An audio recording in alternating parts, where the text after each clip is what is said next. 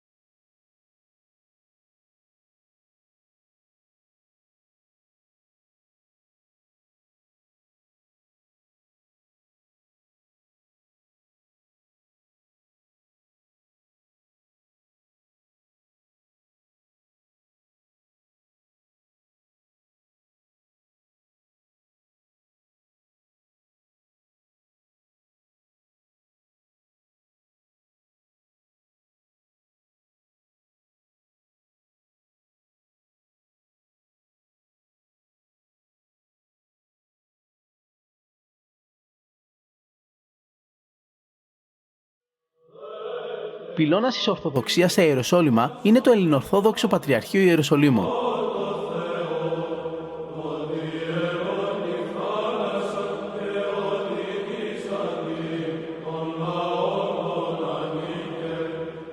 Πατριάρχης Ιεροσολύμων είναι ο Θεόφιλος ο Τρίτος, τον οποίο είχαμε τη χαρά και την τιμή να γνωρίσουμε από κοντά.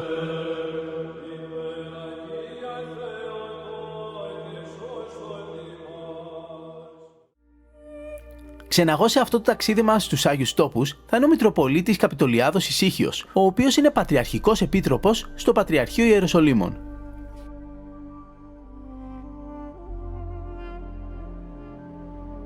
Πάμε λοιπόν να ξεκινήσουμε και ας πάρουμε τα πράγματα από την αρχή. Και η αρχή δεν είναι άλλη από τη γέννηση του Χριστού. Ξεκινήσαμε λοιπόν να πάμε στη Βιθλεέμ για να δούμε από κοντά το σπήλαιο στο οποίο γεννήθηκε ο Ιησούς Χριστός. Σε εκείνο ακριβώς το σημείο σήμερα δεσπόζει περήφανη η βασιλική της γεννήσεως. Αυτός ο ναός χτίστηκε πάνω στη σπηλιά που γεννήθηκε ο Χριστός. Η Αγία Ελένη, όταν ανακάλυψε το σπήλαιο που γεννήθηκε ο Χριστός, έχτισε αυτόν τον μεγαλοπρεπή ναό σε σχήμα σταυρού, όπου μοσαϊκά στα πλαϊνά ευρίσκονται και στο δάπεδο. Πότε χτίστηκε ο ναός?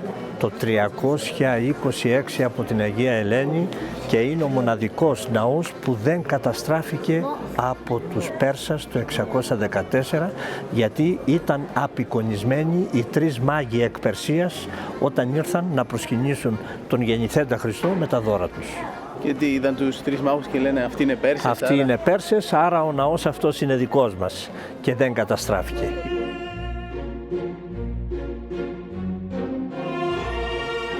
Εδώ είναι η φάτνη, η αυθεντική φάτνη.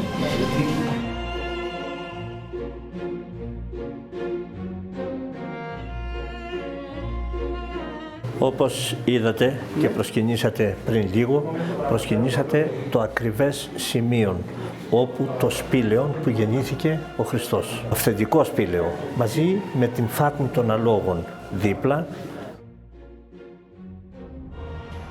Και ο Ιωσήφ και η Μαριάμ ήταν από τη φυλή του Ιούδα.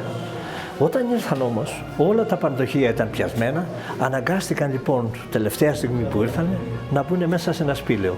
Ήρθε η ώρα της γεννήσεως, γεννάει εδώ το Χριστό, οι άγγελοι ανεβοκατέβαιναν ψάλλοντες το δόξα εν υψίσεις Θεό, μετά ήρθαν οι ποιμένες, προσκύνησαν τον γεννηθέντα Χριστό και μετά από λίγο, από μερικές ημέρες ή κάνα 2 μήνες ίσως, ήρθαν οι τρεις μάγοι από την Περσία, οι οποίοι είχαν προβλέψει τον αστέρα από την πατρίδα τους και εκεί σύμφωνα με τα γραφόμενά τους αποκάλυψαν στον κόσμο ότι ένας βασιλιάς στη Μέση Ανατολή θα γεννηθεί. Αυτός ο βασιλιάς όμως δεν ήταν ο τυχόν βασιλιάς, ήταν ο βασιλεύς των βασιλέων, ήταν ο ίδιος ο Χριστός. Γι' αυτό όταν ήρθανε του προσέφεραν τα συμβολικά δώρα, το χρυσό, τα Σμύρνα και το Λίβανο, το λιβάνι δηλαδή. Η γέννηση του Χριστού ήταν το ξεκίνημα. Αφού είδαμε το μέρος όπου γεννήθηκε ο Χριστός και θαυμάσαμε το ναό της γεννήσεως, μπήκαμε στο αμάξι και κατευθυνθήκαμε προς τον Ιορδάνη ποταμό, προς το σημείο που βαφτίστηκε ο Χριστός. Πριν όμως φτάσουμε εκεί, κάναμε κάποιες στάσεις στην έρημο. Πρώτη στάση για να θαυμάσουμε από ψηλά την ιερά μονή του Αγίου Γεωργίου του Χοζεβίτου. Ένα πανέμορφο μοναστήρι, τισμένο σκαρφαλωμένο πάνω στο βράχο, μέσα σε μια χαράδρα στη μέση της ερήμου. Αξίζει να σημειωθεί ότι ένα πανομοιότυπο μοναστήρι Παναγίας Χοζοβιώτισσας υπάρχει και στην Αμοργό.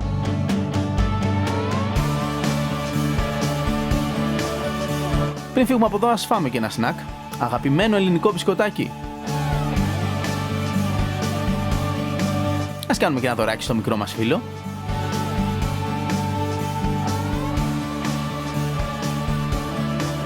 Νομίζω του άρεσαν.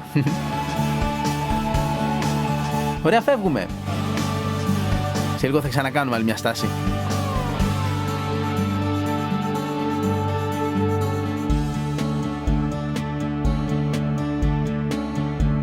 Εδώ είμαστε στο σημείο 0, στην επιφάνεια της θάλασσας, της Μεσογείου. Αν ήμουν τώρα στη Μεσόγειο θα ήμουν κάτω από το νερό.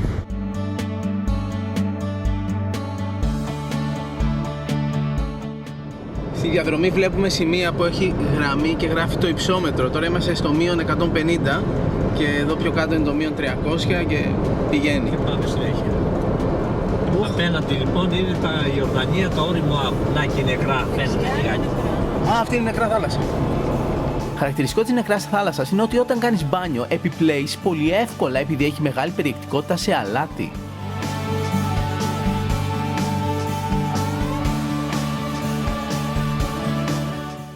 Πριν φτάσουμε στον Ιορδάνη ποταμό θα κάνουμε μια στάση σε μια κυριολεκτικά όαση στη μέση της ερήμου.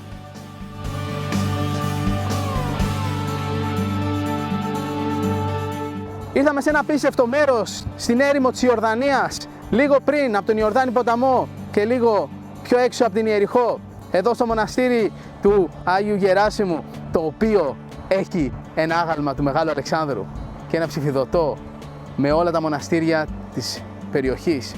Και δεξιά-αριστερά ομοιώματα του Λευκού Πύργου. Ορίστε, εδώ, σε ένα τόσο μακρινό μέρος, τιμάται ο Μέγας Αλέξανδρος. Περισσότερο από ό,τι τον τιμάμε εμείς στη Θεσσαλονίκη.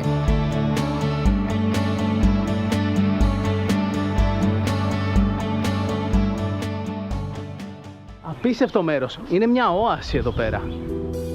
Βρισκόμαστε στην έρημο του Ιορδάνου. Μέσα στην έρημο του Ιορδάνου υπάρχει μια μεγάλη όαση με το μοναστήρι του Αββά Γερασίμου του Ιορδανίτη. Ο Αββάς Γεράσιμος ο Ιορδανίτης έψαχνε κάποια τοποθεσία για να κτίσει το μοναστήρι και να βάλει μέσα τους μοναχούς και τους ασκητάς που ήταν στη γύρω περιοχή. Είχε κάτι χαλάσματα. Τα χαλάσματα αυτά ήταν ένα παλιό πανδοχείο, χαλασμένο. Σε αυτό το παλιό πανδοχείο όμως υπήρχε μια άλλη ιστορία. Από εδώ, από αυτό το πανδοχείο, είχε περάσει η Παναγία με τον Χριστό και τον Ιωσήφ όταν έφυγαν από τη Βιθλεέμ, τότε που ο Ηρώδης έσφαξε τα 14.000 νήπια. Πέρασε από εδώ και έφυγε προς την Αίγυπτο.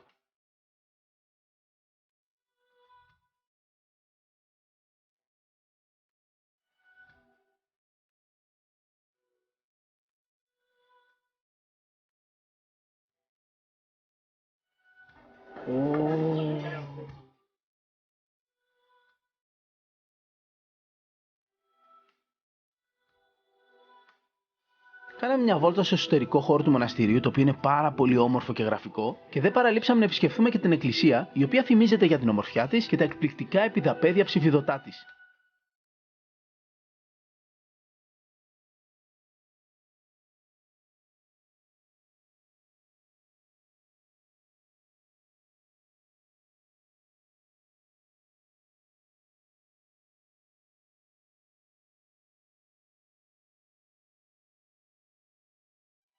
Ανεβήκαμε πάνω στην ταράτσα του μοναστηρίου να δούμε τη θέα. Από εδώ φαίνονται τα βουνά της Ιορδανίας.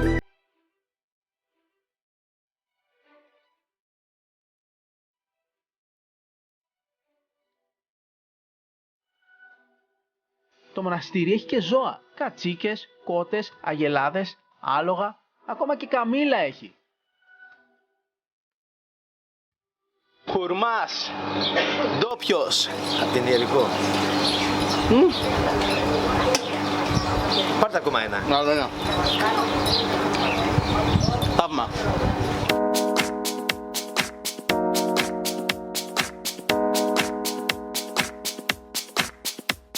Και χυμός ρόδι πορτοκάλι.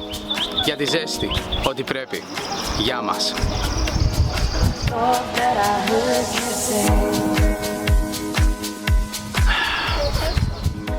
Αυτά από εδώ, φεύγουμε τώρα. Αξίζει όμως να πούμε ότι αυτό το μοναστήρι το επισκέπτεται πολλοί κόσμος από την Ελλάδα και υπάρχουν και πολλοί εθελοντές που έρχονται εδώ και μένουν λίγες ή και πολλές ημέρες.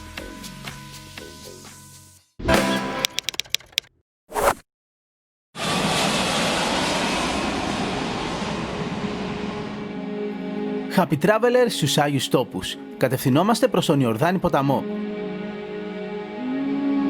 Λίγο πριν φτάσουμε στο ποτάμι, συναντάμε άλλο ένα ελληνοορθόδοξο χριστιανικό μοναστήρι. Είναι το μοναστήρι του Τίμιου Προδρόμου και επειδή παλιά το ποτάμι έφτανε μέχρι εδώ θα μπορούσαμε να πούμε ότι είναι το ακριβές σημείο που ο Ιωάννης ο Πρόδρομος βάφτισε τον Ιησού Χριστό. Εμείς όμως θα πάμε λίγο πιο κάτω για να φτάσουμε στο ποτάμι που είναι και το φυσικό σύνορο με την Ιορδανία. Ήρθαμε στον Ιορδάνη ποταμό, στο σημείο που βαφτίστηκε ο Χριστός.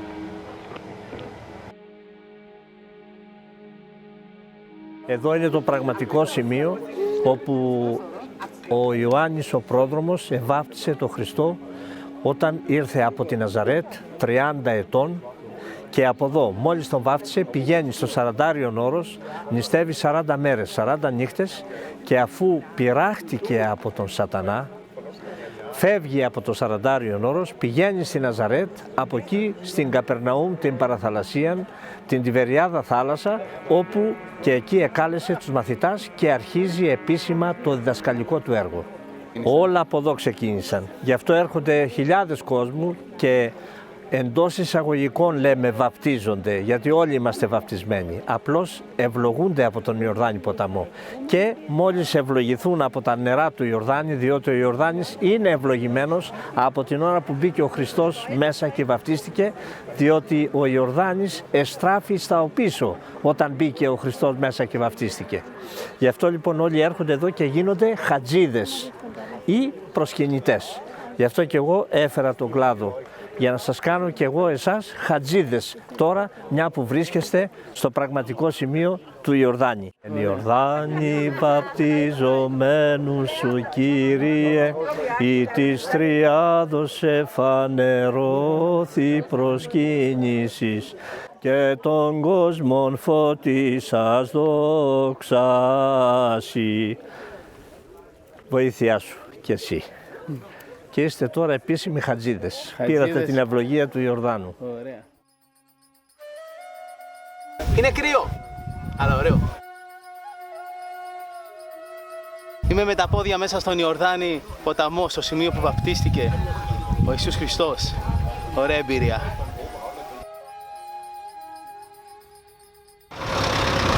Ήρθαμε μια βόλτα από την Ιεριχώ, ιστορικότατη πόλη. Εδώ είναι το δημαρχείο της και εδώ η κεντρική πλατεία.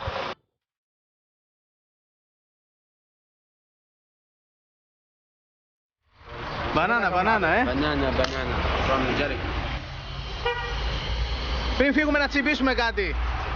Φρέσκα φρουτάκια. Κοιτάξτε εδώ.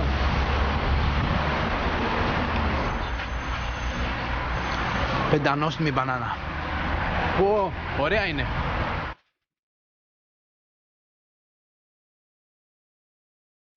Αφήνουμε την Ιεριχώ και συνεχίζουμε την περιπλάνησή μας στους Άγιους Τόπους.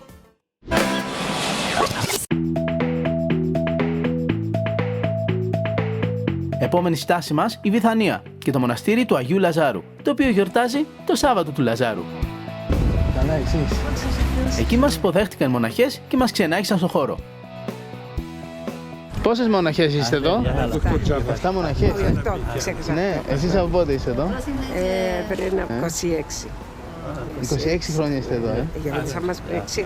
Ναι, μου το είπε 60.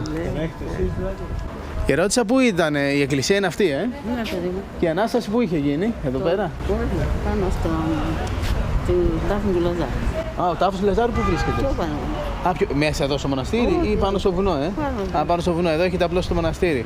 Ναι. Από πότε είστε εσείς εδώ? Εγώ από το 56, πια πίσω το 57. Το 56, από την Κύπρο είστε? Ναι. Από πού? Μεσήλια. Α, ωραία.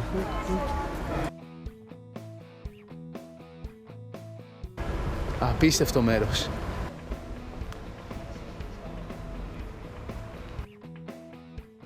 Βρισκόμαστε στον ναό του Αγίου Λαζάρου, όπου είναι γυναικείο μοναστήρι, με 7 έως 8 μοναχές από όλα τα μέρη του κόσμου, από Ελλάδα, Κύπρο, Κρήτη, Αυστραλία. Εδώ ακριβώς που βρίσκεται το μοναστήρι ήταν το σπίτι του Λαζάρου, της Μάρθας και της Μαρίας. Και ερχόταν πολύ συχνά ο Χριστός από εδώ, κατά την τριετή του παρουσία επισήμως στην περιοχή της Άνω Γαλιλαίας, ήρθε το κατά καιρούς και οπωσδήποτε θα ερχόταν στο φίλο του το Λάζαρο.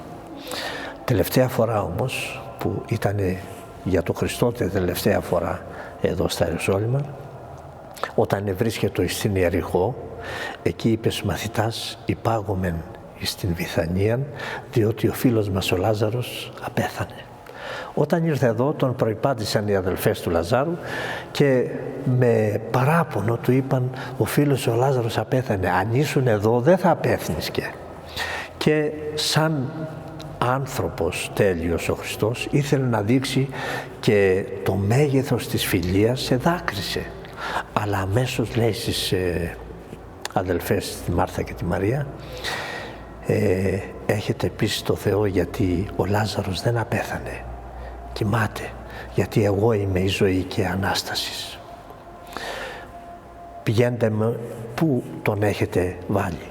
Τον πήγαν στον τάφο του και αφού προσευχήθηκε λίγο, αμέσως φώναξε Λάζαρε δεύρο έξω και έρχεται ο Λάζαρος από τον τάφο, βγαίνει φασκιωμένος, τετραήμερος και αμέσως λέει ο Χριστός δώστε του να φάει. Γιατί για να μην νομίζει ο κόσμος που είχε μαζευτεί ότι είναι κανένα φάντασμα ή ότι είναι κάποιο τρίκ.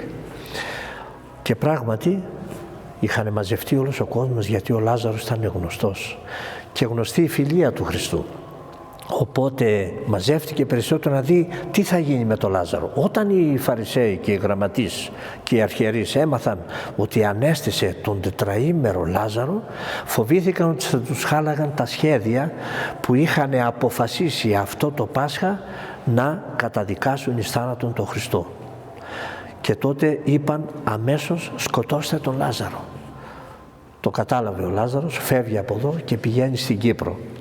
Από όπου μετέπειτα πέρασαν οι Απόστολοι και τον εχειροτώνησαν επίσκοπο και η επισκοπή του είναι στην σημερινή Λάρνακα, επειδή τον έθαψαν στο δεύτερο και τελευταίο τάφο του σε μία Λάρνακα, ονομάστηκε η πόλη Λάρνακα από την ταφή του Λαζάρου.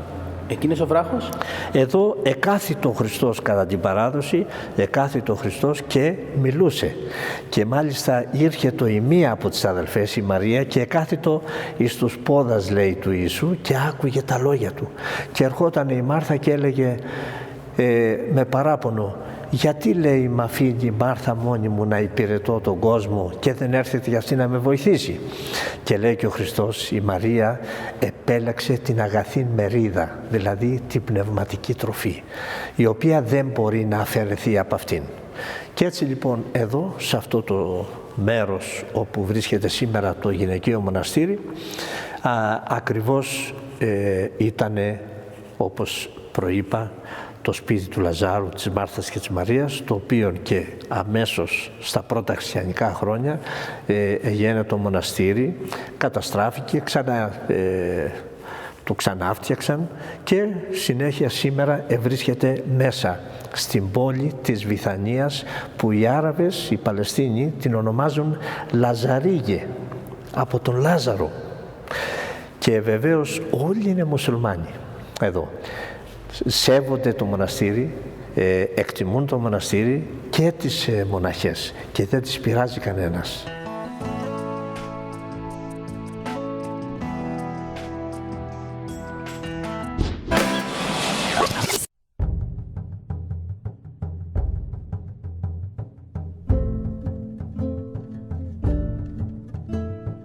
Επιστρέψαμε στα Ιεροσόλυμα. Πάμε τώρα να δούμε ένα ακόμα πολύ ιστορικό μέρος, στο οποίο έλαβε χώρα η τελευταία συνάντηση του Χριστού με τους μαθητές του.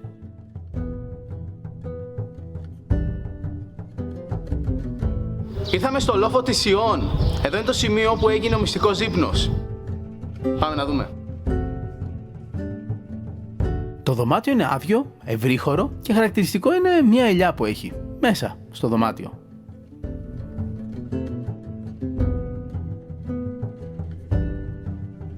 Σε αυτό το χώρο ήταν που ο Χριστός είπε στους μαθητές του: «Αλήθεια σας λέω ότι ένας από εσάς θα με προδώσει». Εδώ ήταν που ο Χριστός έδωσε στους μαθητές άρτο και ίνο και τους είπε: «Λάβετε φάτε, τούτο είναι το σώμα μου. Πιείτε όλοι από αυτό, γιατί τούτο είναι το αίμα μου». Σε αυτό το σημείο, επειδή κάναμε αναφορά στο μυστικό δείπνο και αυτό παραπέμπει κατά κάποιο τρόπο σε φαγητό, πάμε μια βόλτα στο μαγειρίο του Πατριαρχείου. Λοιπόν, ήρθαμε στο μαγειρίο του Πατριαρχείου. Βρισκόμαστε στο κεντρικό μαγειρίο του Πατριαρχείου, το οποίο εκτός του ότι είναι ιστορικό, αλλά είναι και πάρα πολλά χρόνια. Από τον καιρό που υφίσταται η αδελφότητα εδώ, υπάρχει και αυτό το μαγειρίο. Βεβαίως τώρα τελευταίως το έχουμε ανακαινήσει με καινούρια συστήματα, διότι η τεχνολογία και τα λοιπά βοηθάει περισσότερο και στην ετοιμασία του φαγητού, αλλά και δεν έχουμε πάρα πολύ κόπο και εργάτες. Εδώ είναι ο αρχιμάγειράς μας και ο μεγάλος τεχνίτης και καλό παιδί. Παναγιώτη, τι φαγητό έχει σήμερα? Σήμερα έχουμε γεμιστά, ντομάτες και πιπέρκα και έχουμε μπατάτες στο φούρνο με ρίγανη και έχουμε και σαλάτα. Η γέμιση τι έχει μέσα στα γεμιστά? Η γέμιση έχει πράσα, κρεμμύδι, κρεμμυδάκι, καρότο, κολοκύθι, ρύζι, λεμόνι, δυόσμο και μαϊντανό. Και σκόρδο. Αλάτι πιπέρι. Το αγαπάτε το σκόρδο, εντάξει, λίγο. Λίγο, όχι πάρα πολύ, αλλά λίγο, ναι.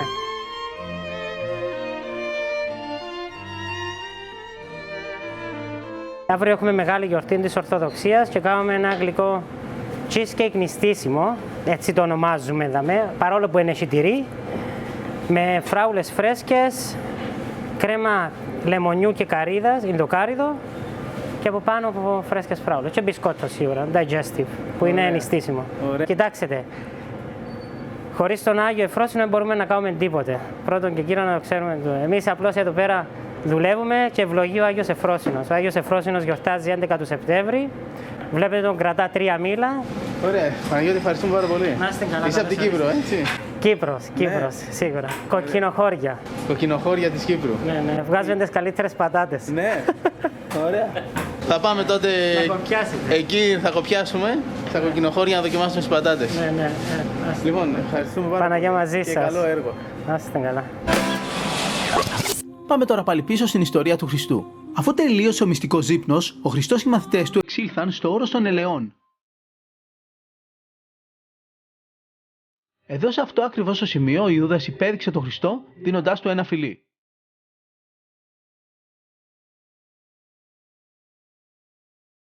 Σε αυτό εδώ το χώρο σήμερα βρίσκονται αρκετοί χριστιανικοί ναοί. Ένας Ορθόδοξος Ρώσικος, ένας Καθολικός, αλλά και το μοναστήρι του Αγίου Στεφάνου.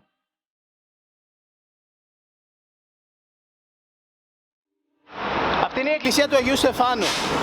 Έχει ένα σπήλαιο μέσα. Ο Άγιος Στέφανος ήταν από τους πιο σημαντικούς πρωτομάρτυρες. Σε αυτή εδώ την περιοχή, έξω από την ανατολική πύλη της Ιερουσαλήμ, βρίσκεται και ο τάφος της Παναγίας, ένα από τα πιο σημαντικά ορθόδοξα προσκυνήματα στον κόσμο.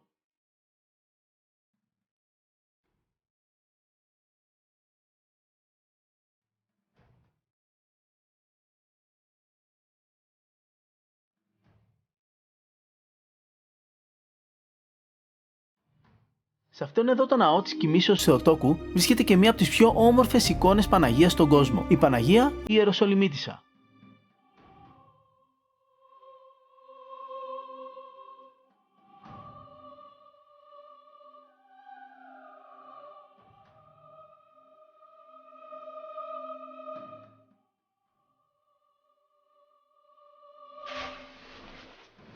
Το τάφος της Παναγίας.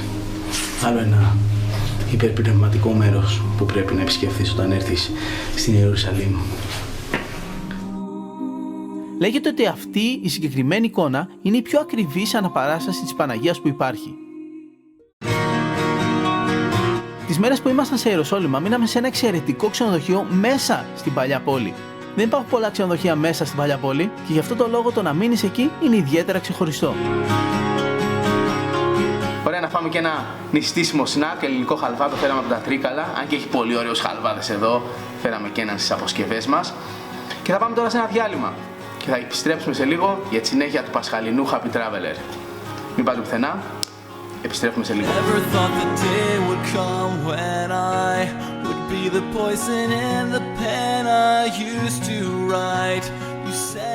Επικός χαλβάς. Νομίζω ότι είναι ο αγαπημένος μου ελληνικός ταχινένιος χαλβάς. Guess I was the blank look on your face that was so easy to replace. So then I went and drank my... Πάμε τώρα σε ένα διάλειμμα και επιστρέφουμε σε λίγο με τη συνέχεια του Happy Traveler. Εσείς για την ώρα ακολουθήστε με σε Facebook, Twitter και Instagram. Κάντε μια εγγραφή στο κανάλι μου στο YouTube και σας έπιασε λιγούρα, τσιμπήστε ένα snack. Εμείς χτυπάμε αγαπημένο ελληνικό μπισκοτάκι που ταξιδεύει μαζί μας παντού. Τα λέμε σε λίγο!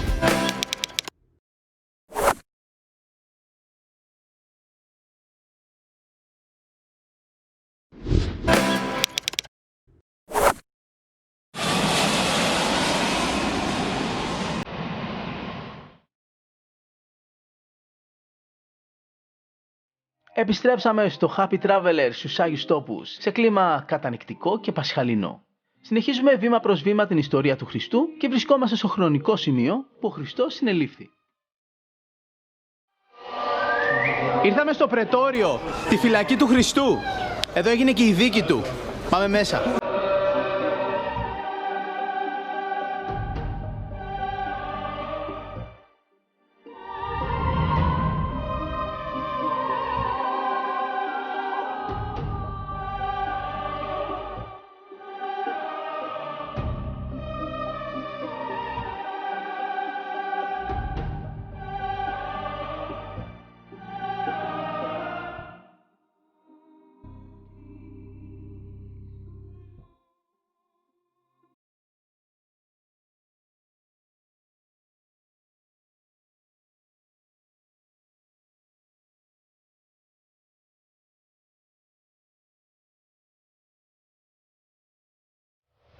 Αυτή είναι η φυλακή του Χριστού. Εδώ μέσα αυτές τις τρύπες ήταν τα πόδια του και από κάτω ήταν δεμένος για να μην φύγει. Να μπορεί να το δεις και εκεί πέρα στο ψηφιδωτό. Εδώ ήταν η βασική φυλακή. Δεν υπήρχε αυτή η σκάλα. Λέει τους πετάγανε κάτω και όλοι οι ληστές ήταν φυλακισμένοι εδώ μέρα. Από εκεί που ήταν ο Χριστός ήταν κάτι σαν κρατητήριο.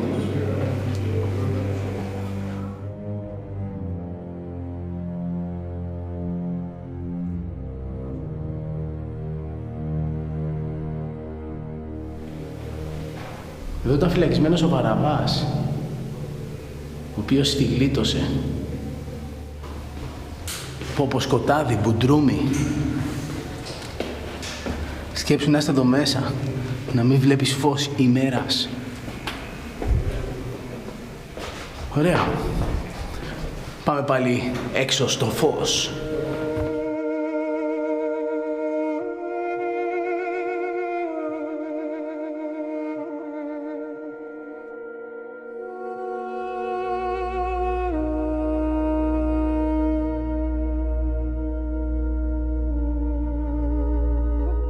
Αυτή είναι η Βία Ντολορόζα, σημαίνει δρόμος των μαρτυρίων. Και από εδώ, από το Πρετόριο, ξεκίνησε ο Χριστός με το σταυρό πάνω και με το στεφάνι και ξεκίνησε το ανέβασμα για να πάει στο σημείο που σταυρώθηκε.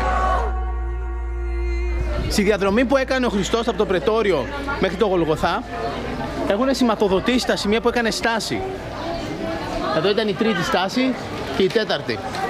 Επειδή είχε όλο το βάρος πάνω του, ήταν πάρα πολύ δύσκολο και κάθε τόσο σταματούσε.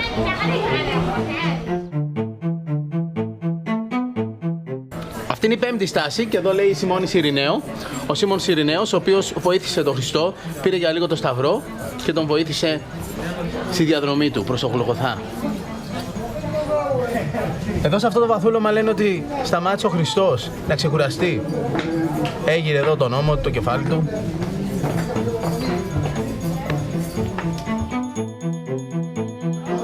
Η 8η στάση ήταν αυτή. Όλα αυτά εκείνη την εποχή ήταν άχτιστα. Και ανέβαινε ο Χριστός με το σταυρό στον ώμο. Όλη αυτή τη διαδρομή. Ανηφορίζουμε και σιγά σιγά κατευθυνόμαστε προς το Γολγοθά που βρίσκεται στο ναό της Αναστάσεως. Εκεί θα συναντήσουμε και πάλι τον Μητροπολίτη Ησύχιο για να μας πει τη συνέχεια της ιστορίας που σιγά σιγά φτάνει στην κορύφωσή της. Ο Γολγοθάς ήταν έξω από την πόλη. Γι' αυτό υπάρχει η πύλη που πέρασε ο Χριστός με το σταυρό. Ο κάθε κατακτητής μεγάλωνε την πόλη. Τα σημερινά τείχη είναι του Σουλεϊμάν του Μεγαλοπρεπούς, 1545. Αυτός τα έκτισε, μεγάλωσε την πόλη. Έφεραν τον Χριστό, τον σταύρωσαν. Ήταν η μέρα Παρασκευή. Από ανδρών ηγέρθησαν εκ νεκρών και θεάθησαν στην Αγία Πόλη Ιερουσαλήμ μετά την Ανάσταση. Αυτό φτάνει μέχρι κάτω. Η σχισμή έγινε... Ναι, με το σεισμό την ώρα που παρέδωσε το πνεύμα του.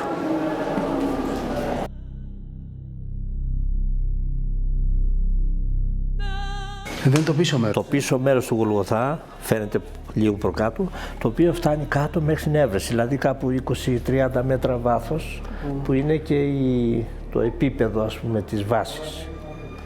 Αυτό παλιά εδώ πέρα ήταν ανοιχτό, όλο ανοιχτό.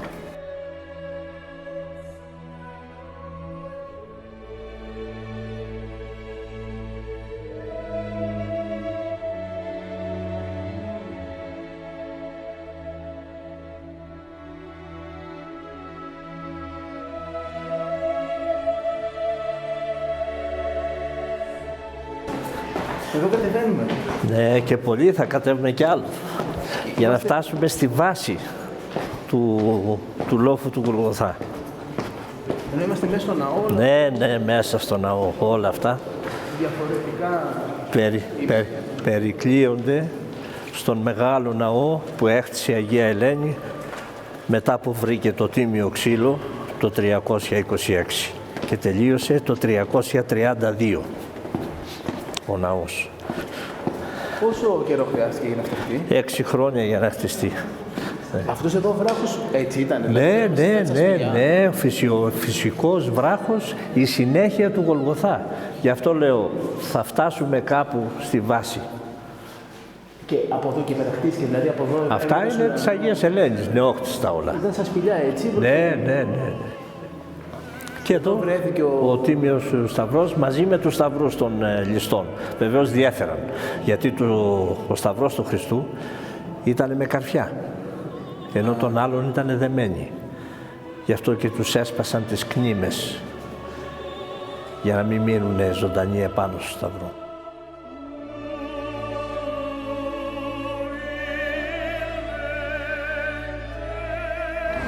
Το απόλυτο δέος νιώθεις εδώ μέσα. Ήρθε η Μαγδαληνή να δει που έβαλαν τον Χριστό. Είδε τον Χριστό, τον νόμιζε για κυπουρό και του λέει πού έβαλαν τον Κύριόν μου. Και αμέσως ο Χριστός της απαντάει, Μαρία. Αυτή μόλις τον είδε αμέσως πήγε να του προσκυνήσει στα πόδια. Λέει μη με αγγίζεις γιατί δεν ανέβηκα ακόμα στον πατέρα μου. Τι συμβαίνει εδώ? Συνήθως σύμφωνα με τους πατέρες η ψυχή του ανθρώπου μόλις βγαίνει, τον παίρνουν οι άγγελοι και τις πρώτες 3 ημέρες πηγαίνει και προσκυνάει το θρόνο του Θεού. Και ύστερα αρχίζει τα 40 τελώνια. Ο Χριστός ακόμα ήταν στον τάφο, ήταν μέρα Σάββατο, ακόμα δεν είχε αναστηθεί. Γι' αυτό και της είπε μη με αγγίζεις, γιατί δεν ανέβηκα ακόμα στον πατέρα μου.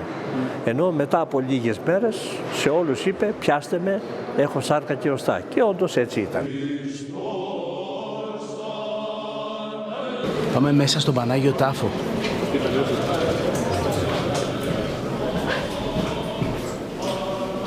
ίσως το πιο σημαντικό σημείο της χριστιανοσύνης.